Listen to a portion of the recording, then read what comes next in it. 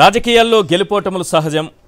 ఇది ఎవరైనా ఒకసారి ఓటమి వచ్చినప్పుడు కుంగిపోవడమో గెలుపు వచ్చినప్పుడు పొంగిపోవడమో జరగకూడదు. ఎందుకంటే ఇది సర్వసాధారణంగా జరిగేటటువంటి ప్రక్రియ. కానీ ఇలాంటి రిజల్ట్, ఇలాంటి ఫలితం మీరు మీ పార్టీ ఊహించిందా?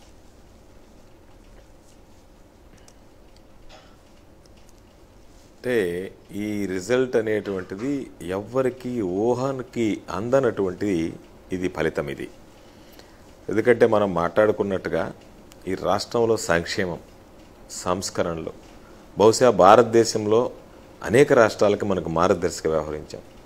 జగన్మోహన్ రెడ్డి గారు పారదర్శకమైనటువంటి పరిపాలన, అదేవిధంగా ఈరోజు మనం సంక్షేమాన్ని గురించి కాకుండా ఎన్ని రకాలైనటువంటి సంస్కరణలు తీసుకొచ్చాం. స్కూళ్ళకు సంబంధించి, ఆరోగ్యానికి సంబంధించి, వైద్యానికి సంబంధించి, వ్యవసాయానికి సంబంధించి ఇవన్నీ మనం అనుకుంటే ఇంత పెద్ద ఎత్తున సంస్కరణలు తీసుకొచ్చాం, ఇంత పెద్ద ఎత్తున సంక్షేమ కార్యక్రమాలు అమలు చేశాం.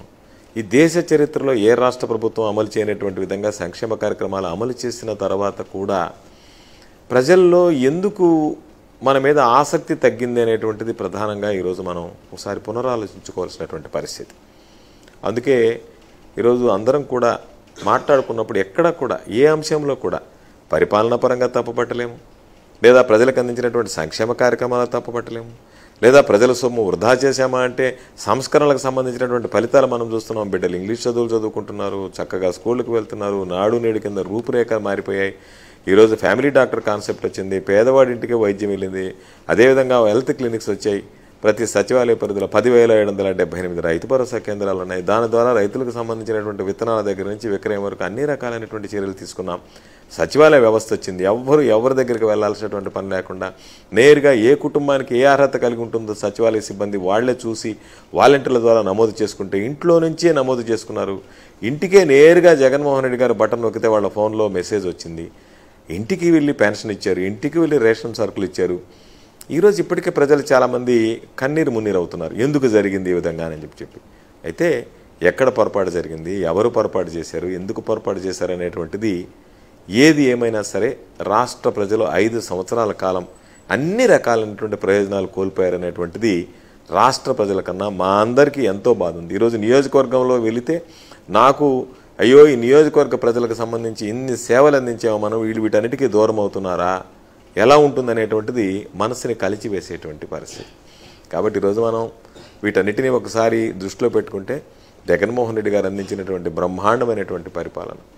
ఈరోజు మనం అనుకున్నాం జగన్మోహన్ రెడ్డి గారు మాటకు కట్టుబడి ఏదైతే ఇచ్చాడో దాదాపుగా 99% హామీలు రాష్ట్ర చరిత్రలో, ఆంధ్ర రాష్ట్ర చరిత్రలో ఏ ముఖ్యమంత్రినా తన మన అని చూడకుండా పార్టీలకు అతీతంగా, రాజకీయాలకు అతీతంగా ప్రతి ఒక్కడికి అర్హత కలిగినటువంటి కుటుంబానికి ఇవ్వాలనేటువంటి ఆలోచన, తపన. రోజు సచివాలయ వ్యవస్థ తీసుకురావడం, ఎక్కడన్నా సమస్య వస్తే నేరుగా జగనన్నకి చెబుదాం ద్వారా సమస్యను పరిష్కరించడం, అన్ని రకాలైనటువంటి వెసులుబాట్లు ప్రజలకు కల్పించాడు.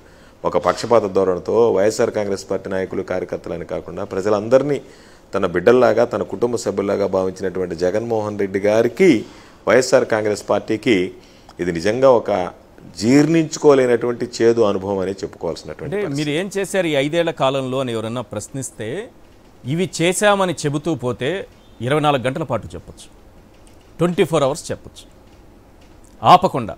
ఎస్, ఇది చేసాం, ఇది చేసాం, ఇది చేసాం, ఈ సంస్కరణలు తెచ్చాం, ఈ అభివృద్ధి చేశాం, లేకపోతే ఈ విప్లవాత్మక మార్పులు తీసుకొచ్చాం, ఇన్ని సచివాలయాలు తీసుకొచ్చాం, ఇన్ని మెడికల్ కాలేజీలు తీసుకొచ్చాం, ఇన్ని ఆర్బీకేలు కట్టాం, ఇన్ని విలేజ్ క్లినిక్లు కట్టాం, ఇంటింటికి డాక్టర్ని పంపిస్తున్నాం, చెప్పుకుంటూ పోతే రోజంతా చెప్పుకుంటూ ఉండొచ్చు. కానీ ఇంత చేసినా సరే ఇంత వ్యతిరేకత, అంటే మీరు కూడా గుర్తించలేనంత వ్యతిరేకత ఒక చాప కింద నేరులా ఈ ప్రభుత్వం పైన ఎందుకు ఉందనుకుంటున్నారు?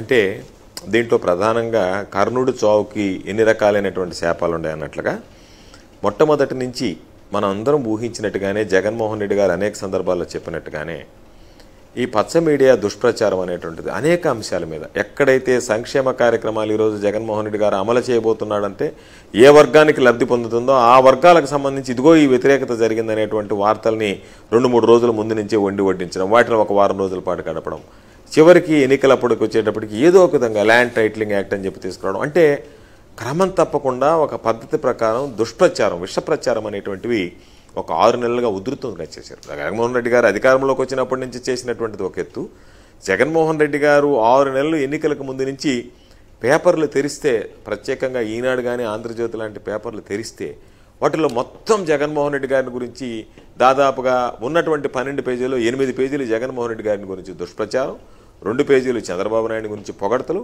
1 పేజీలో అంతర్జాతీయ వార్తలు, 1 పేజీలో స్పోర్ట్స్ న్యూస్ అనేటువంటి వచ్చాయి. అంటే జగన్మోహన్ రెడ్డి గారి మీద బురద జల్లడానికి, స్థానికంగా ఉండేటువంటి నాయకుల మీద బురద జల్లడానికి దాదాపుగా 175 మంది ఈరోజు శాసనసభ్యులు కావచ్చు, శాసనసభ్యులతో పాటు ఉన్నటువంటి ఇన్ఛార్జీల మీద కానీ ప్రతిరోజు ఒక వ్యాసం రాయడానికి ప్రత్యేకించి ఒక స్థలం కేటాయించి దాని మీద అభూత కల్పనలు, అబద్ధాలు, అంటే ఒక దుష్ప్రచారం, ఈ ప్రభుత్వం ప్రజా వ్యతిరేక కార్యక్రమాలకు పాల్పడుతుందనేటువంటి దుష్ప్రచారం చేయడం అనేటువంటిది ఒక అంశంగా మనం పరిగణిస్తున్నాం. రెండవది, యథాప్రకారం చంద్రబాబు నాయుడు గారు ఏదైతే అబద్ధపు హామీలు ఇస్తాడో, జగన్మోహన్ రెడ్డి గారు ఇచ్చినటువంటి హామీ ఏదైతే ఉందో స్పష్టంగా చెప్పాడు, మనం ఇవ్వగలిగిందే ఇద్దాం, ఓట్లు ఎన్నేసినా పర్లేదని. ఇది 2014లో కూడా మాకు అనుభవం ఉంది. ఎందుకంటే ఆ రోజు మేము చాలామంది ముఖ్యమంత్రి గారి దగ్గరికి వెళ్ళి, ఆ రోజు ఉన్నటువంటి శోభా నాగిరెడ్డి గారు అందరం వెళ్ళి 1 లక్ష రూపాయలు మనం రుణమాఫీ చెప్తే బాగుంటుంది అంటే ఓటమికైనా సిద్ధపడదాం, సాధ్యం కానటువంటివి మనం చెప్పలేమన్నాం. అన్నట్టు ప్రకారమే ఆ రోజు 67 సీట్లు వచ్చి ఓటమి పాలయ్యాం. ఒకవేళ 1 లక్ష రూపాయలు అనేటువంటిది జగన్మోహన్ రెడ్డి గారు నోటుకుండా వచ్చి ఉంటే ఒకవేళ మనం అమలు చేయలేకపోయిండే వాళ్ళమేమో కానీ అధికారంలోకి వచ్చి ఉండేవాళ్ళం. కానీ ఆ అధికారంలోకి రావడానికి ఇష్టం లేక అమలు చేయలేనటువంటి దానికోసం మనం అధికారంలోకి రావడం కన్నా ప్రతిపక్షంలో కూర్చోవడం మేలు అని చెప్పి ఏ వ్యక్తి కూడా ఆలోచన చేయనటువంటి విధంగా ఆలోచన చేశాడు. ఆ రోజు చాలా మందికి బాధగా కూడా కలిగింది. ఆ ఎక్స్పీరియన్స్ మళ్ళీ 2024లో కూడా అదే చేశారు.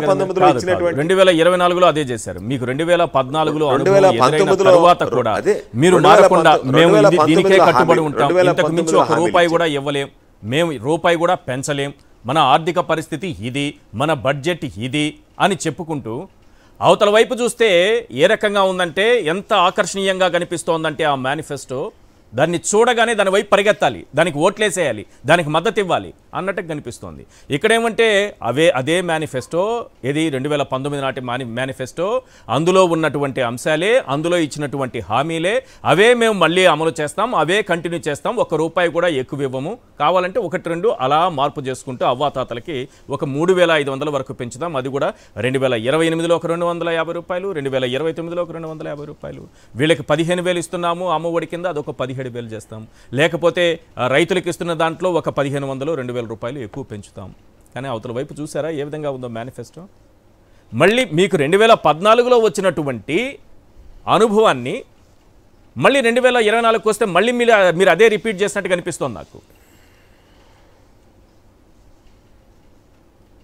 అదే 2014లో వచ్చింది, 2019లో హామీలు ఇచ్చాడు, 2019లో హామీలన్నీ అమలు చేశాడు. దాదాపుగా 99% సంక్షేమ కార్యక్రమాలకు సంబంధించి ఏ ఒక్క హామీ కూడా పెండింగ్ పెట్టకుండా అమలు చేశాడు. అమలు చేసిన తర్వాత ఆ ఆర్థిక భారాన్ని చూసినటువంటి వ్యక్తిగా 2024 ఎన్నికలకు వస్తే మనం మాట చెప్పి తప్పకూడదు అనేటువంటి ఆలోచన చేసి ఏదైతే చేయగలమనేటువంటివి చూసి తేదీలతో సహా ఈ సంవత్సరంలో పెంచగలననేటువంటిది కూడా చాలామంది తప్పుపట్టారు. ఏమయ్యా 3,000 నుంచి 4,000కు పెంచుకుంటూ పోతామంటే సరిపోలేదా? 1 లక్ష రూపాయలు వాళ్ళకి రైతులకు సంబంధించి 5 విడతల 20,000 రూపాయలు చొప్పున ఇస్తానన్నాడు. 1 లక్ష రూపాయలు మనం ఏదో ఒక విధంగా రుణమాఫీ చెప్తే పోలేదన్నాడు. కానీ దాని మీద ఉన్నటువంటి కష్ట నష్టాలన్నీ ఆయన పరిశీలించి స్వయంగా ప్రజలకు చెప్పేటువంటి వాటిల్లో కూడా ఏదో ఒక మాట చెప్పి మనం అధికారంలోకి రావడం కాకుండా స్పష్టత ఉండాలనేటువంటి ఆలోచనతో పెన్షన్ ఎప్పుడు పెంచాలని చెప్పాడు, 1 లక్ష రూపాయలు ఏ విధంగా ఇవ్వాలనేటువంటి దాని మీద ఆయన 5 విడతలుగా 20,000 రూపాయలు రైతు భరోసా ఇస్తానని చెప్పాడు. కొద్దిపాటి మార్పులు చేర్పులతో ప్రకటించాడు. అది దాదాపుగా చాలామంది దాన్ని పెద్దగా ఎక్కువగా పెంచాడు అనేటువంటి భావం కలగలేదు. చంద్రబాబు నాయుడు గారు 5 సంవత్సరాల తర్వాత అంటే 2014లో హామీలు ఇచ్చి ఆ హామీలను అమలు చేయకుండా 2019 వరకు మోసం చేసి 2024 వచ్చినప్పటికీ 10 సంవత్సరాల కాలంలో మరలా పాత పద్ధతి లాగానే ఏదైతే కొత్త హామీలు లేకుండా, అంటే పక్కన కర్ణాటకలో ఇచ్చినటువంటివి కొన్ని, ఎక్కడైతే ప్రభుత్వాలు హామీలు ఇచ్చి ఆ హామీల ద్వారా ప్రభుత్వం అధికారంలోకి వచ్చిందో వాటిని కొన్నిటిని సేకరించాడు.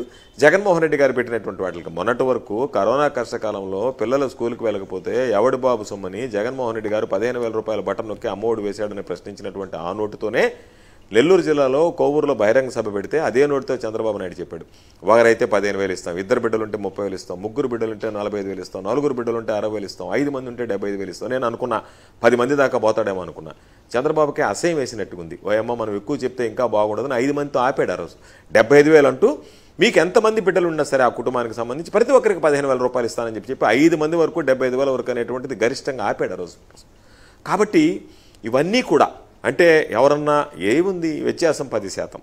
దానికి సంబంధించినటువంటి దాంట్లో ఎవరన్నా ఆకర్షితులయ్యారా? చంద్రబాబు నాయుడు వ్యత్యాసం 10%. మాయమాటలకి, ప్రలోభాలకి వ్యత్యాసం 10% ఇవన్నీ అంటున్నారు కూడా సార్. ఈరోజు మనం ఒక్కొక్క సార్ దయచేసి ఒక మాట,